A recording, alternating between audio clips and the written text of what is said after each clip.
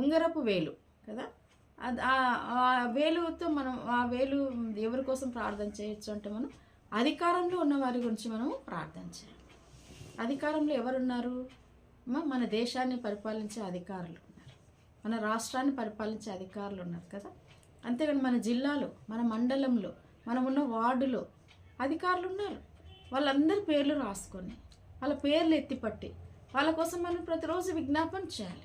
మన బాధ్యత అదే కదా. దేవుడు అన్నాడు మనం నెమ్మదిగాను సుఖంగాను బ్రతుకు నిమిత్తం మరి రాజుల కొరకు అధికారుల కొరకు ప్రార్థన విజ్ఞాపనలు చేయాలని దేవుడు చెప్పినాడు. కాబట్టి అది దేవుని దృష్టికి మంచిదంట, మా దేవునికి అది మంచిది.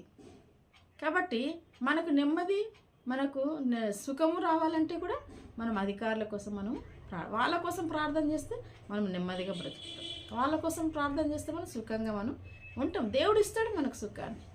కాబట్టి దేవుని మాటను బట్టి మనం అధికారుల కొరకు మనం ప్రార్థన చేయాలి. అంతేకాకుండా మనం పనిచేస్తున్న స్థలాల్లో మనం చదువుకుంటున్న మరి వాళ్ళ పిల్లలు చదువుతూ ఉంటారు కదా, వాళ్ళ స్కూల్స్, కాలేజెస్, వాళ్ళ ప్రిన్సిపల్స్, వాళ్ళ హెడ్ మాస్టర్స్ కదా, వాళ్ళ టీచర్స్ లేదా వాళ్ళ ట్యూషన్ టీచర్స్, ఇంకా వాళ్ళు ఎక్కడ పని చేస్తారో, ఎక్కడ చదువుకుంటున్నారో, ఎక్కడికి వెళ్తూ ఉన్నారో అక్కడ వాళ్ళకు సంబంధించిన అధికారుల కోసం మనము ప్రార్థన చేసేవారిగా ఉండాలి. నా మటుకు నేనైతే ఇప్పుడు నా స్టడీస్ అయిపోయినాయి, నేను పెద్ద ఏజ్లో ఉన్నా, అధికారుల కోసం ప్రార్థన చేస్తారు.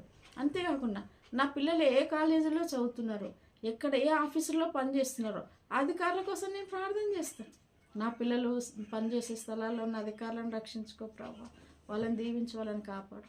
నా పిల్లలు చదువుతున్న కాలేజీలో ఉన్న అధికారులను నేను ప్రార్థన చేస్తాను. కాబట్టి ఈ రకంగా మనము ఆ లిస్ట్ రాసుకొని అధికారులందరి కోసం మనం ప్రార్థన చేస్తే మనకు ఎంతో నెమ్మది కలుగుతుంది, ఎంతో సమయం ప్రార్థనలో మనము గడపవచ్చు.